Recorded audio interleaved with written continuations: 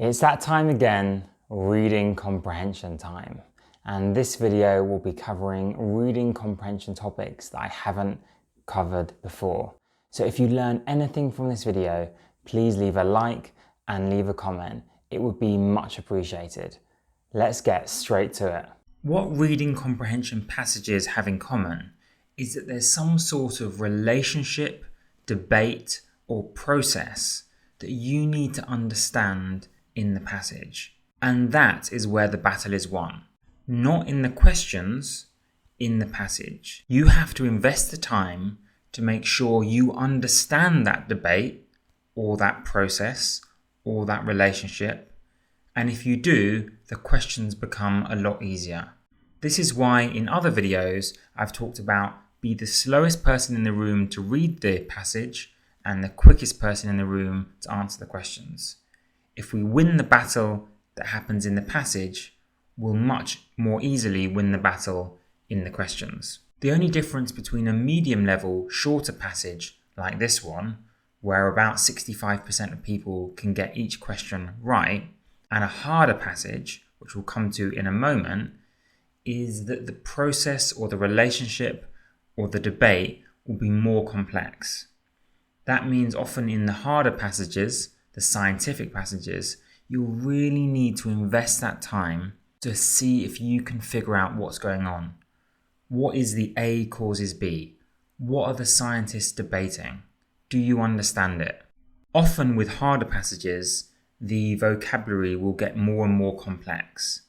And I'm here to reassure you that even if you don't understand every word, you can still understand the process or the relationship.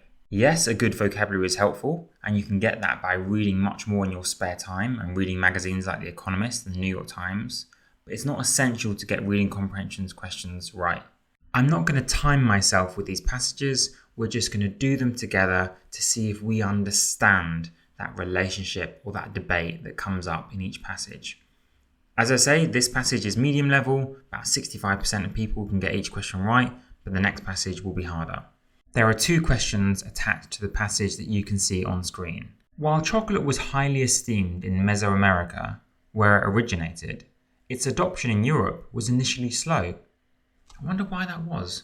Why wouldn't people in Europe want to eat more chocolate? There is a common belief that Europeans needed to transform chocolate to make it appetizing. However, while Spaniards did put sugar, which was unknown to indigenous Americans, into chocolate beverages, this additive was not completely innovative. This is key. So Spanish people did add sugar, but by saying that this addition was not completely innovative or original, that's implying that these Mesoamericans also kind of put additives into their chocolate. As in, people believed that Europeans were going to transform chocolate, but maybe that's not the case. Maybe chocolate was fine as it is. Mesoamericans were already sweetening chocolate with honey. There you go. So they'd already perfected it. Didn't need any fancy additions. They were the original innovators. And the step from honey to sugar, increasingly more available than honey because of expanding sugar plantations in the Americas, is a small one. As in, the Spanish didn't invent anything, it was the Mesoamericans that did everything. Likewise, although Spaniards adjusted Mesoamerican recipes by using European spices, the spices chosen suggest an attempt to replicate harder to find native flours. Again, they are not the innovators, the Mesoamericans are who they're copying. There is no indication the Spaniards deliberately tried to change the original flavour of chocolate. Boom. I think we've understood what the author is trying to say. We've understood the debate. It's not about Europeans transforming chocolate. It's about Europeans copying the innovations of the Mesoamericans. Now the actual questions should be much easier. The author of the passage refers to the use of honey primarily to, let's quickly predict an answer. It was to show that the Mesoamericans were already adding interesting bits to the chocolate. Identify the origins of an additive previously untried by Europeans. We don't know that it was untried by Europeans, honey. Present an example of a product that was unknown to Europeans. No, honey definitely wouldn't have been unknown to Europeans. Correct the misapprehension that Mesoamericans used a sweetener that was not available in Europe. I don't think anyone's saying that honey is not available in Europe. Provide an example of an ingredient that was in the process of being displaced by a substitute. It was being displaced by a substitute maybe in Europe, but not in Mesoamerica. And we don't even know it was being displaced. Like the Spanish maybe didn't even use honey at all, ever. Explain why the Spanish use of sugar in chocolate was not a sign of a need to transform chocolate. This is much more in keeping with the theme of the article, which is chocolate didn't need to be transformed. The Spanish were just copying essentially what the Mesoamericans did. So it would be E. Which sentence presents a misconception that the passage challenges? So the misconception was that the Europeans needed to radically change chocolate, and that wasn't true. Is it the second sentence? There is appetizing. There is a common belief that Europeans needed to transform chocolate. Yes, that is the misconception. They didn't need to transform chocolate. They just needed to copy it. So yes, that is the misconception. And those two answers are indeed the correct answers. But the point I was trying to make was that if we understand that debate while we're reading the passage, the questions become a lot easier. Now we are going to tackle a much harder passage where the process, the debate will be much more complicated. But we can still do it. If we invest that time to understand the process, we can still get all the answers correct. So this is a longer passage with 3 questions attached. Now, 90% of people were able to get the first question correct. I think it was about 60% got the second question correct, but only 23% got the last question correct. So you can challenge yourself if you want by reading the passage and answering yourself, or we can just go through together. I've just made the text smaller so you can read the passage yourself and answer the question if you want to, or we can read together and you can see how I answer. The decrease in responsiveness that follows continuous stimulation, adaptation, is common to all sensory systems, including olfaction. Doesn't matter if you don't know that word, we can still understand the passage. So the decrease in responsiveness that follows stimulation is common to all senses.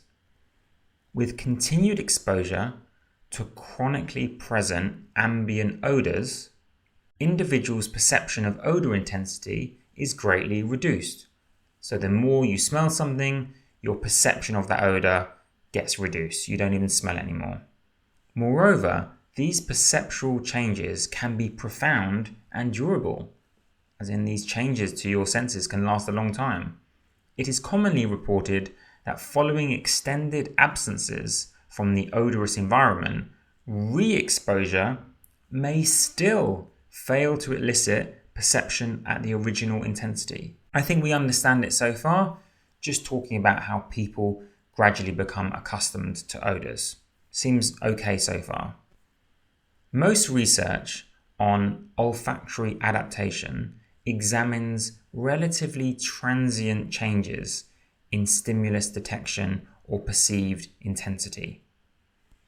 Now, if you don't know what that word transient means, you can guess it from the context, because it goes on to say rarely exceeding several hours and often less. So transient maybe means brief or passing, which is what it does mean. So most research examines relatively brief changes in stimulus detection or perceived intensity, rarely exceeding several hours and often less. But because olfactory adaptation can be produced with relatively short exposures to the smell, these durations are sufficient for investigating many parameters of the phenomenon. So basically, because you can adapt to smells after a relatively short time, even a brief experiment is sufficient for investigating many different aspects of this phenomenon. So it's still useful to do. However, exposures to odours in natural environments often occur over far longer periods, and the resulting adaptations may differ qualitatively from short-term olfactory adaptation, as in people often are exposed to smells over months and years, not just a brief period that the experiments replicate. For example, studies show that even brief periods of odorant stimulation produce transient reductions in receptors in the olfactory epithelium, a process termed receptor fatigue. So even a brief exposure to a smell does produce receptor fatigue. Prolonged odor stimulation, however, could produce more long-lasting reductions in response, possibly involving structures higher in the central nervous system pathway. As in, short-term exposure to odors does produce receptor fatigue, but long-lasting exposure maybe produces changes in your nervous system and deeper, more durable changes. So the experiments are useful, but maybe are not getting to the full truth. I think we've understood the process or relationship that's going on, how there is an odor and people are over even a short period adjusted to it and have receptor fatigue, but over even longer periods, people maybe even change their central nervous system and have even deeper changes. There was quite a lot of advanced vocabulary, but we didn't need to know all of the words to get a sense of its meaning. For example, we didn't need to know that olfaction meant to do with the nose and smelling, because we could kind of guess that from the context. We didn't need to know that transient meant not lasting very long, because later on it said rarely exceeding several hours. Obviously a good vocab helps, but not absolutely necessary. Let's get to the questions. According to the passage, the phenomenon of olfactory adaptation may cause individuals who are re-exposed to an odorous environment after an extended absence to... Let's predict the answer. Do you remember how early on it said that even people who come back after a gap still don't perceive the smell at the original intensity?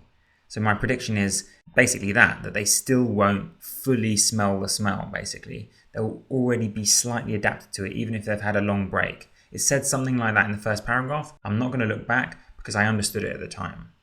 So people who are re-exposed after an extended absence will experience a heightened perception of the odor. No, will perceive the odor as being less intense than it was upon first exposure. Exactly. They won't get that original hit. They'll be already slightly adapted to it, even though there's been a long break. Boom, straight away correct answer because we've understood the passage. Let's get on to the next question. 21.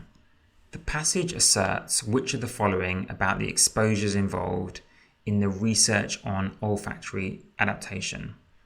Now, when they quote a specific line, I do tend to look back and reread it. So I'll do that here. Line 11. Most research on olfactory adaptation examines relatively transient changes in stimulus detection or perceived intensity, rarely exceeding several hours and often less. But because olfactory adaptation can be produced with relatively short exposures, these durations are sufficient for investigating many parameters of the phenomenon. Okay, you've got to read the full context, not just the individual line that they quote. So which of the following about the exposures? Basically, that they were brief exposures, but still helpful for investigating lots of things about smelling. That's my prediction. A says, the exposures are of long enough duration for the researchers to investigate many aspects of olfactory adaptation. That's exactly what we just predicted, wasn't it? That the exposures, while brief, were long enough to investigate many aspects of the phenomenon. That matched our prediction so well that we could more or less just pick it and move on. If you want to, you can look at the other options, but that would be my immediate choice. So I'm going to move on to question 22, and this is the one that only 23% of students got right. Don't forget, this is an official ETS practice question, so the data is probably pretty accurate. The author of the passage discusses receptor fatigue primarily in order to. Why did the author discuss receptor fatigue in line 24?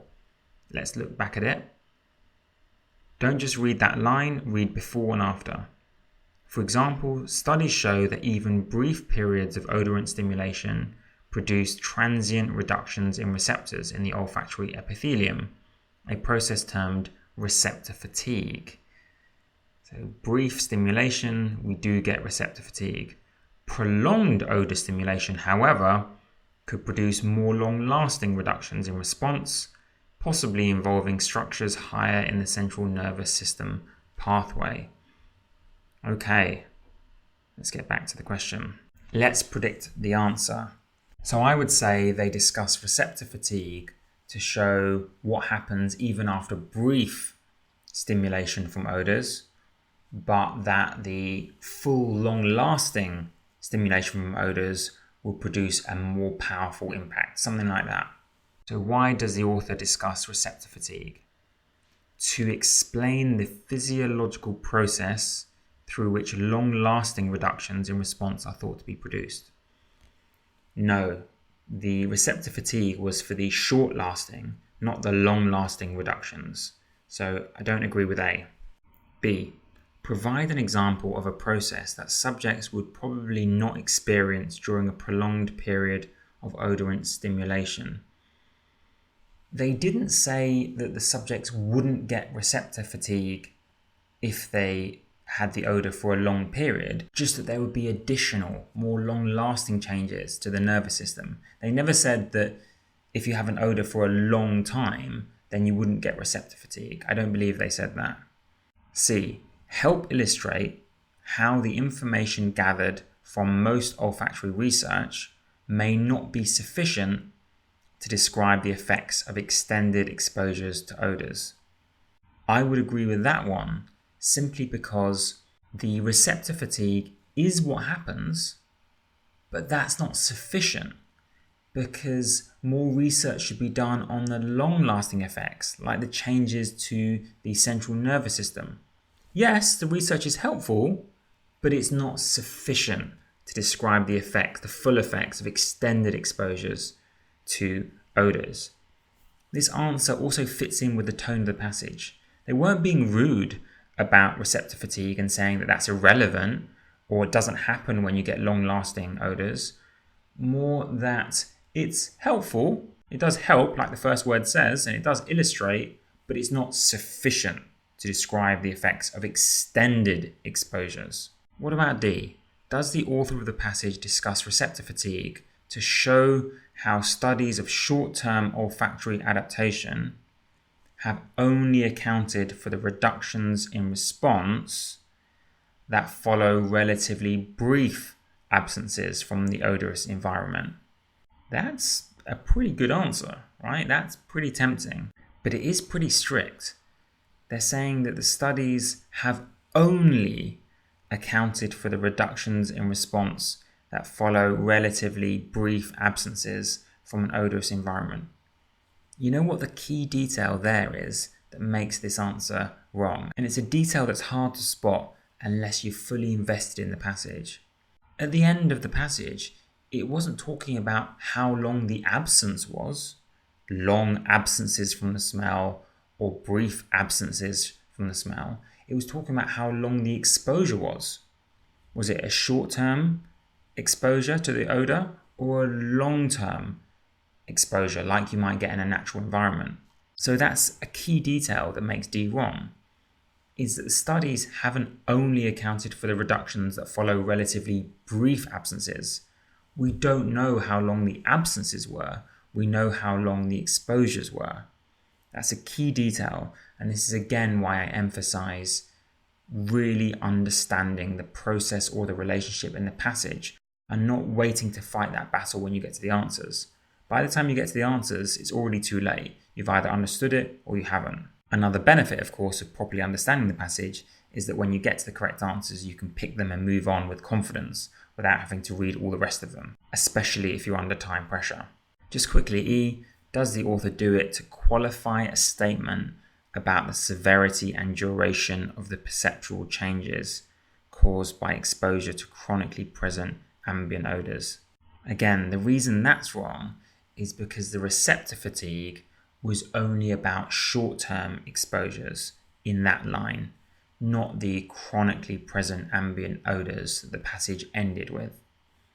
So the answer would be C, and those three answers that I gave were indeed the correct answers. And only 23% of students got that answer C when they did it in the real test. Yes, this was an incredibly tough scientific passage, but it really serves to highlight the importance of investing time to understand those processes and relationships in the passage to save time later on when you're getting to the answers. Thank you so much for watching, and see you in the next video.